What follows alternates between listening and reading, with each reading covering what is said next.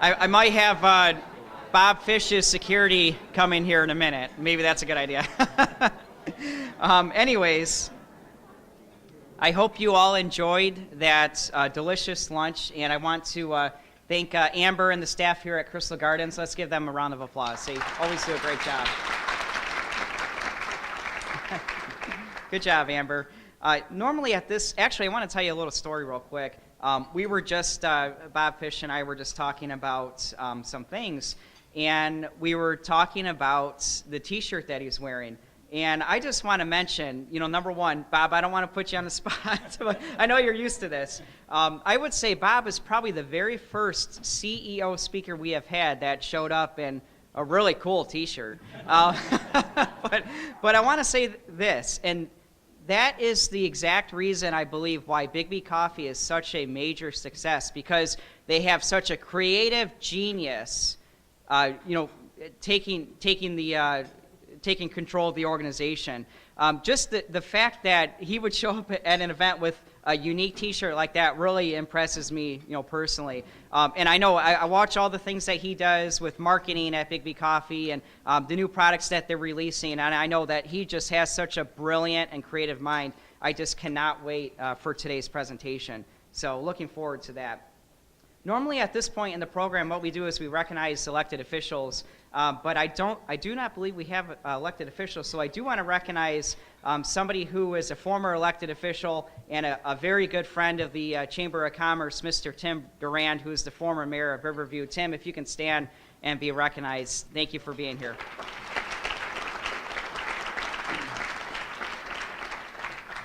Riverview is my hometown, and it's a great city to live in, so we're very happy to have Tim. I also want to recognize our staff, which are actually seated in the back table over here, who work very hard every single day, and I just could not do this without them. First off, Mr. Jim Williams, who is our Vice President and Membership Director. Also, Rich Lindau, who's our Director of Operations and Events. And of course, I believe everybody knows Mary Jaroche, who's our Legislative Forum and Business Forum Coordinator. Mary? And I would like to acknowledge and recognize our executive board members who are a major part of course, of the Chamber of Commerce organization. And I would like to ask that as your name is called, if you are in attendance, please stand and hold your applause to the very end. Starting with the chairman of our board of directors, David Goodwin. Our immediate past chair, Mr. Greg Flume, with BASF Corporation. Our first vice president, Kathy Kane of Market Insights and the Trenton Trib. Our second vice president, Robert Jones of AT&T. Our treasurer, Chriselle Kohler of Elder Care Home Care Group. Our secretary, Ronnie Ruel of PNC Bank. Our actually members at large, Tony Arminiak, Wayne County Community College District. Christine Baran of Baker College of Allen Park, Rob Bovitz of Bovitz CPA, Harold Krumer, Digital First Media and the News Herald, and Madeline Williams of DTE. Let's give them a round of applause.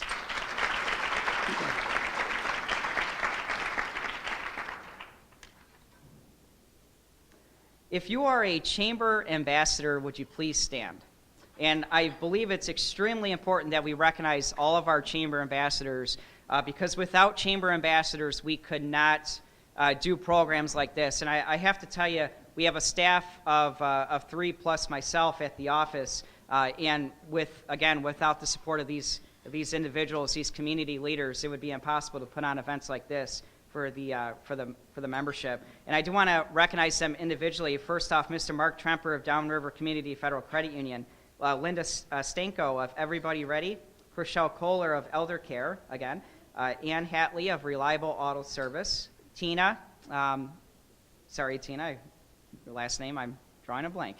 Apologize for that. Walther, I'm sorry. Yeah, Tina Walther. Tina, please stand up. I see you in the back. And that happens every once in a while when you're holding a microphone, you draw a blank. It's part of being a human. Mr. Dave Goodwin again, Daniel Doxey of Culver's, and Sandy Spradlin of CFS. Let's give them a round of applause. Oh,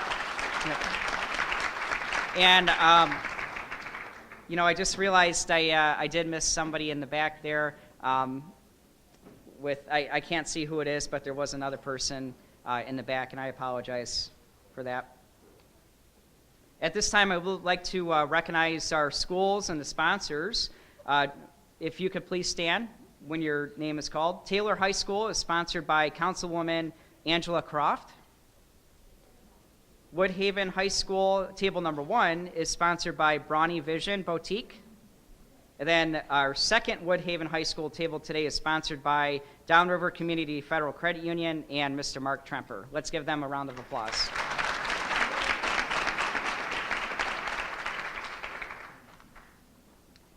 And at this time, we are going to move into the portion of the program that I believe everybody has been waiting for, the presentation with Mr. Bob Fish. And I would like to introduce Diane Parker to introduce Bob Fish. And Diane is the owner of Biggby Coffee of Flat Rock. Diane?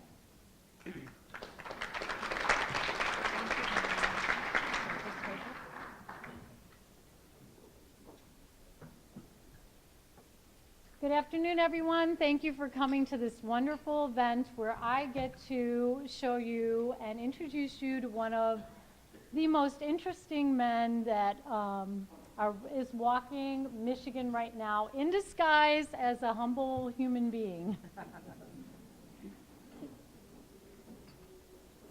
A long time ago in a land far, far away, also known as East Lansing, two ordinary but unusual guys in their own way managed to walk without being angry and loving each other and to find a relationship that exists to this day. The dynamic duo I'm talking about is known to all the Biggby world, us in the Biggby world, as Bob and Mike. In the best fashion of true partnerships, they finish each other's sentences. They know what each other is going to say before they say it.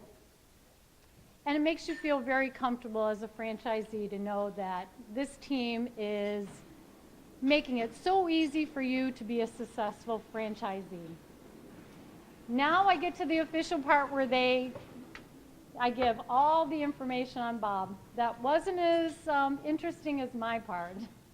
Biggby Coffee is a coffee cafe franchise concept established in 1995 with a single location in East Lansing, Michigan, and has now grown to 227 locations in 9 states.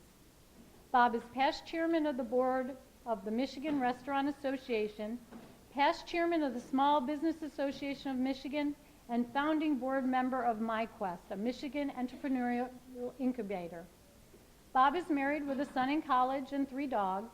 He enjoys walking, mainly in the streets of East Lansing, home of the Michigan State University Spartans, where Bob received his degree from the School of Hospitality Business. I will say that says a lot about Bob and what he's done. I think the most important thing that says the most about Bob and what he's done is that there's 227 of us, short the ones that have multiple franchises, that have taken this great step with this organization and make it what it is today. Without further ado, Bob Fish.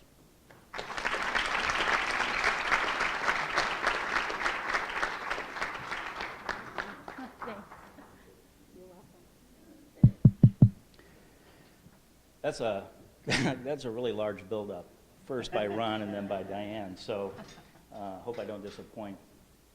One thing I do want you to know, and that you may not know, Diane did highlight it, we are a Michigan company. So we are a franchise company of specialty coffee. We're the largest coffee concept in Michigan. So although you see Starbucks, you see even Tim Hortons and Dunkin' Donuts by location, we have more locations in Michigan than anybody else does. And that's actually 255 locations. So I need to update my bio. I also don't live in East Lansing anymore. I live in Douglas, Michigan. So, but I do still have 3 dogs, a wife, and a son. So we're all right. We are 100% franchised. There's not one company store, and that's really intentional. We're interested in helping people build a life that they love, and that might be through wealth.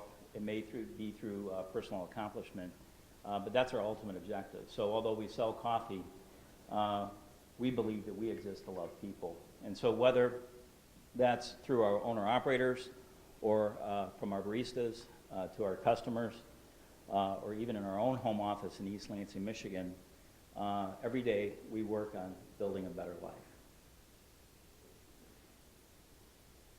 You guys live in a really cool area. I mean, the fact that you can say, I live downriver, or I'm from downriver, it's one of the coolest monikers out there. And so every time I hear the word downriver, I'm a little jealous.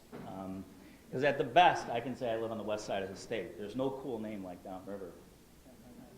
And you guys have a bond, a cultural bond, that's really remarkable. Because people that are from downriver are really proud to be from downriver. And that's the way we are in our franchise company, too. That's why we look at business. We like being proud from where we are from. Somebody asked me the question, are you from Michigan?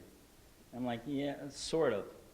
So I just want to give you a short history of how I got to this particular point in time. And technically my title is co-founder, co-CEO, and co-president. It's a lot of titles.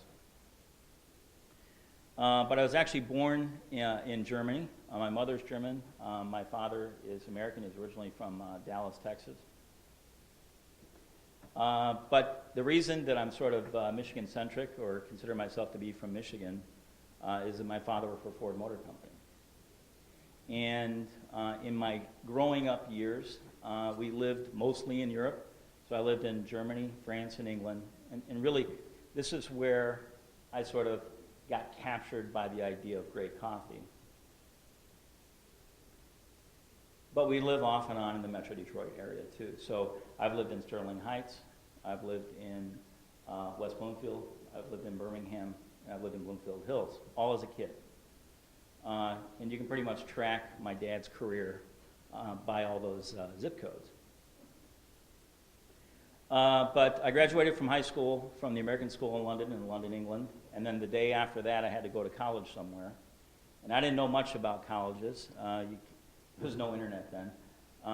You had to kind of look it up in a book. It's kind of like the yellow pages of college.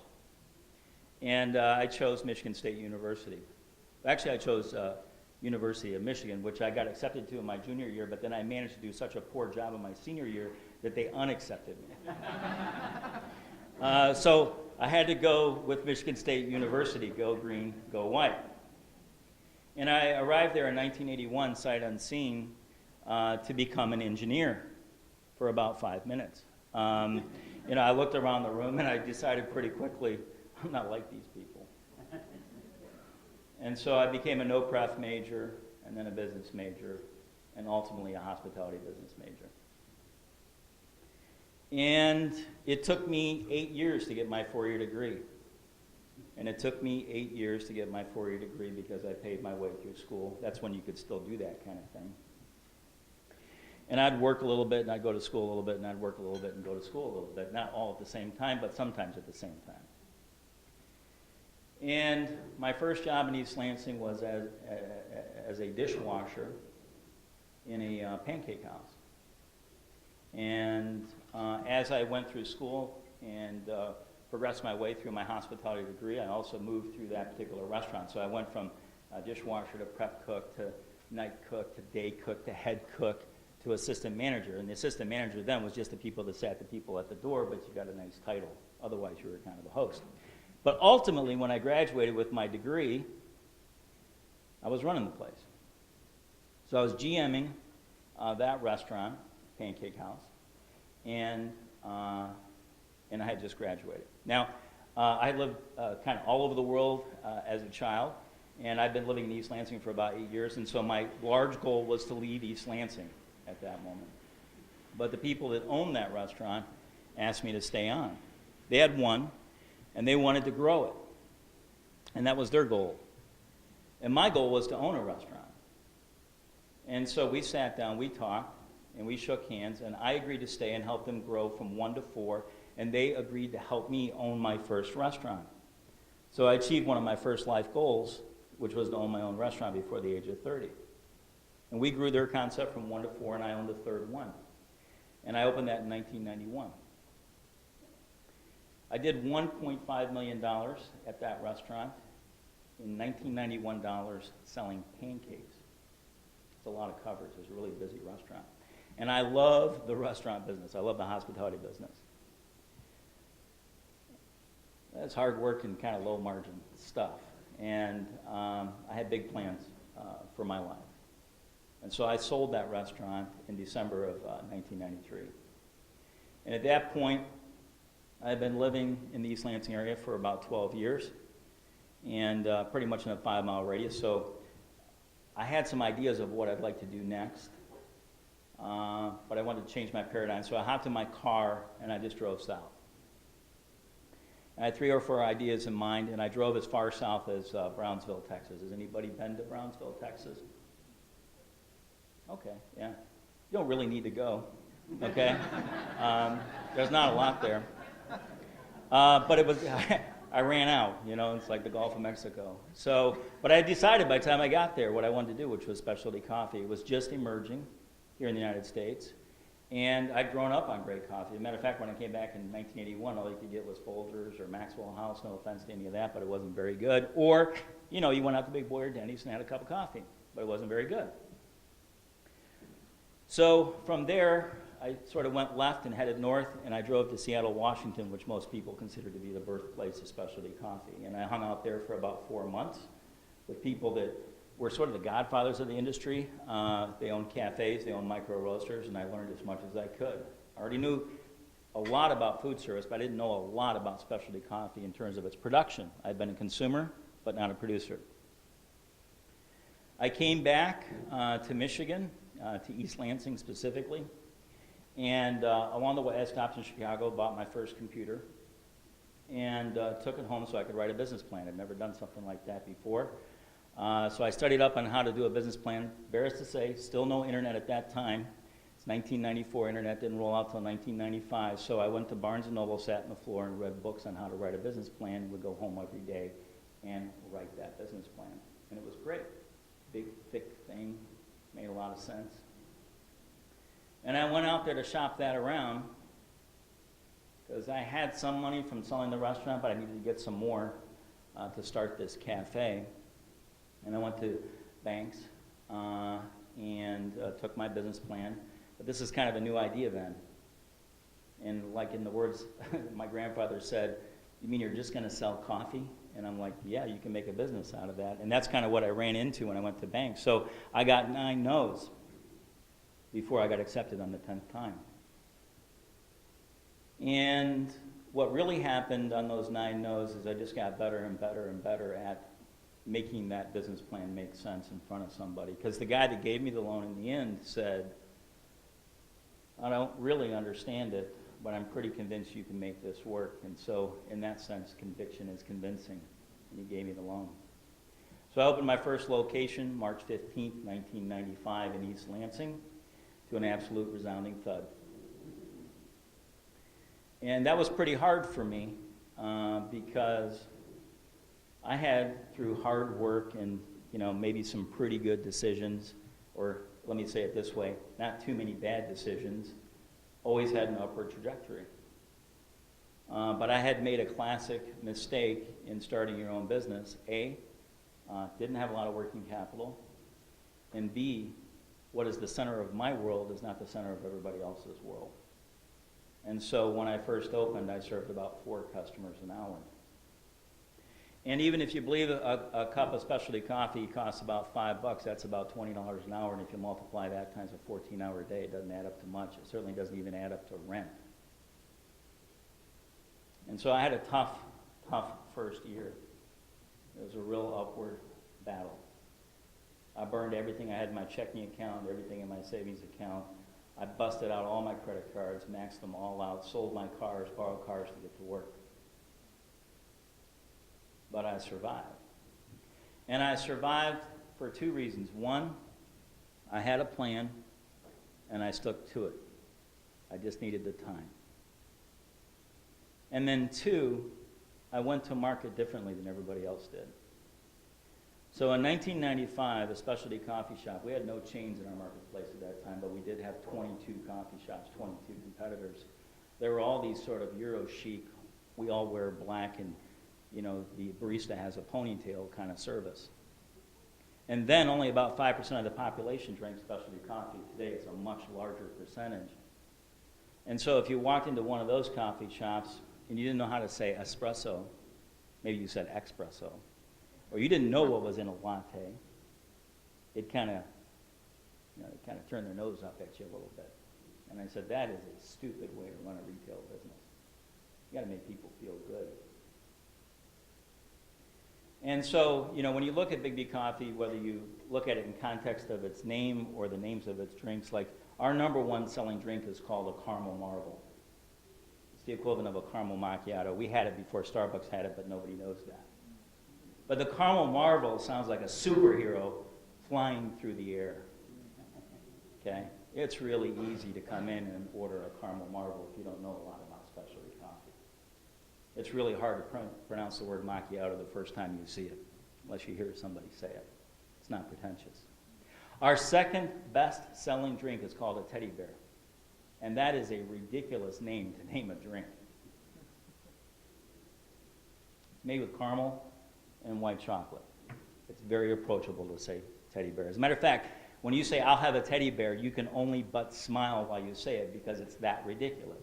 It's that disarming. And frankly, it would be the #1 selling drink, except that sometimes men have a hard time with it. Women don't. So that idea translated into what we call our cultural values at that time, which was be happy, have fun, make friends, love people, and drink great coffee. And if you'll note on that, the first 4 things are about people. And people are what makes this world go around. And love of people is what makes a difference. And oh, by the way, you got to have a great cup of coffee. That's really important too. My partner, Mike McFall, we're 50-50 in the business. He was a barista. And in 1996, we went for a walk.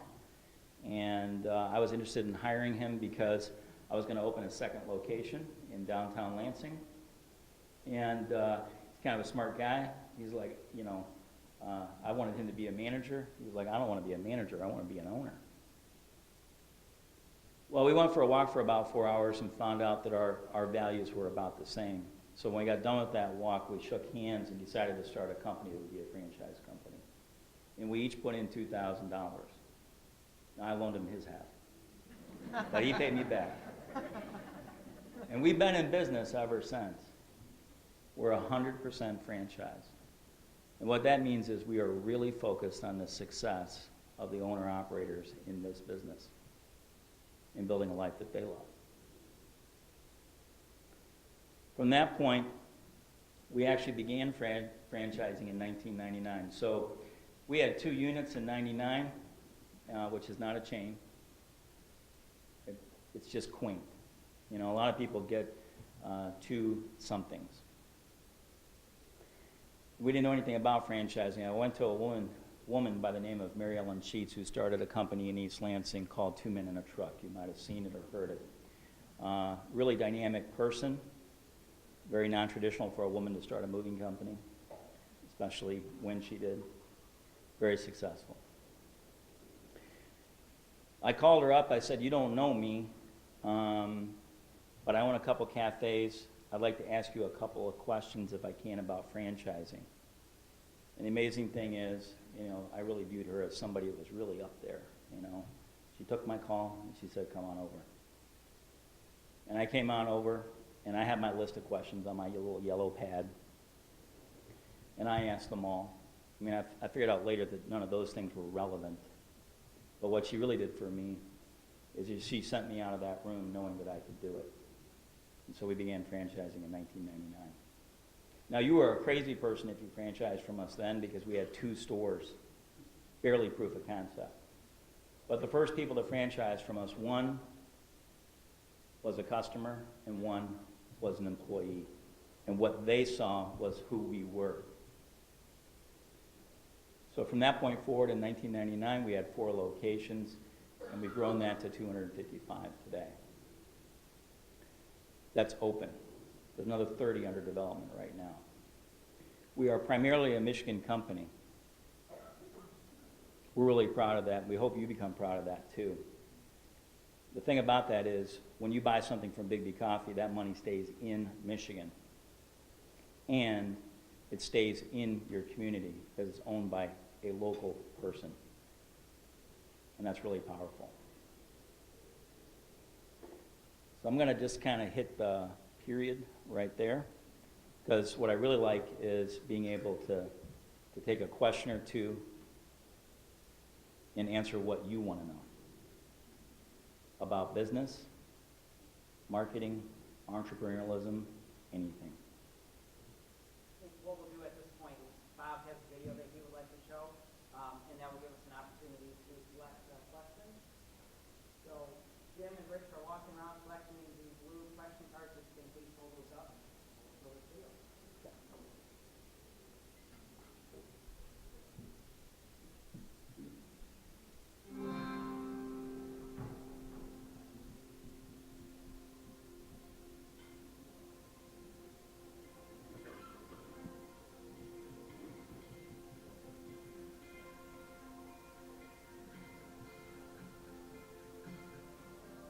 Biggby Coffee exists to love people, to help them walk down a path where they're reaching their personal joy and fulfillment. That's what friendship is. Supporting people and supporting your friends and walking down their personal path, their personal journey. So I just want to make sure we're unfolding that. And what we had in our hands at that original location was a cafe that became sort of a center of community. And when you saw all these people coming together in sort of this one place, that wasn't by accident. There were about 35 coffee shops in the greater Lansing area. But the thing that was different about Biggby Coffee was our love for the customer. There you go. Have a great day. Good morning, Ray. It's not just about pretending like you like people or pretending that you love people. It's about really showing them that through this cool medium of coffee, we get to make friends with everybody. It's all about being real, really reaching out, really loving what you do, really loving the coffee, and really loving the people who come in to buy it. My favorite thing about life is love. And when they walk in, they don't feel like they're walking into a coffee shop. They feel like they're walking into a friend's house. I've worked at Biggby for 4 years now, and it's been super awesome. The number one aspect of Biggby is to be happy. Biggby's definitely taught me that if you love the world will love you back. Because I'm leaving my family to come up here to work at Biggby. To me, Biggby is my new family away from home. It's just a happy place. I always walk out in a better mood than I walked in. It's changed me in the sense that I get to encourage people because I'm an encourager. I get to love people because I love people. I get to have fun because I'm silly. And it's okay to be silly in the Biggby world. It fits everything about my character that I want to be. It's changed my world. Biggby became this place where it mattered who you were, and you could come in here and be exactly you. We love you for who you are. Bring that. Tell us who you are.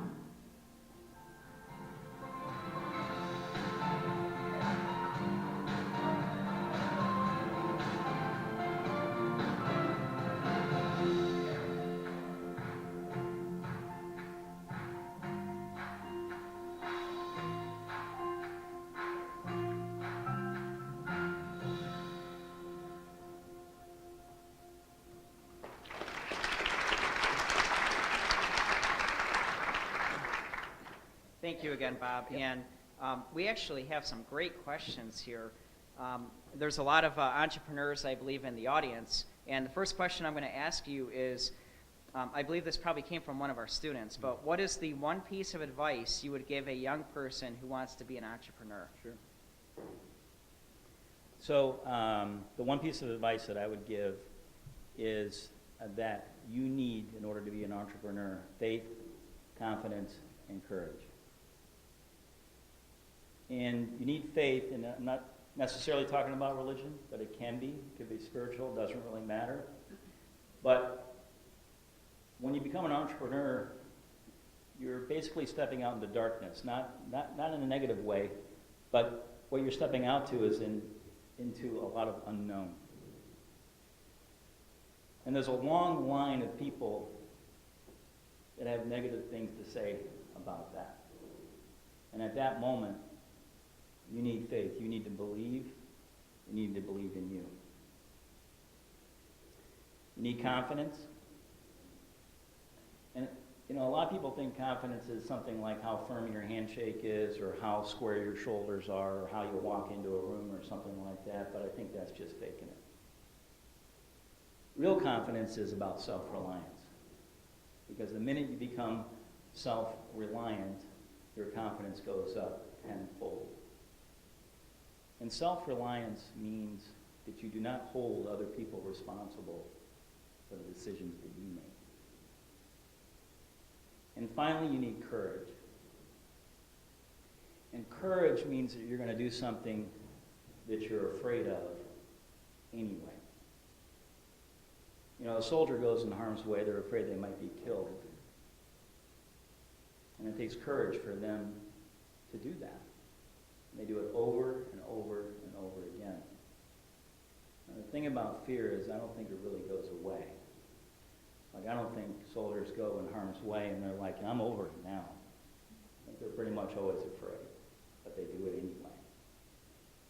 And we all have fears. You know, maybe you're afraid of heights or flying or small rooms or spiders or mice. I don't really know. But those are front of the brain fears.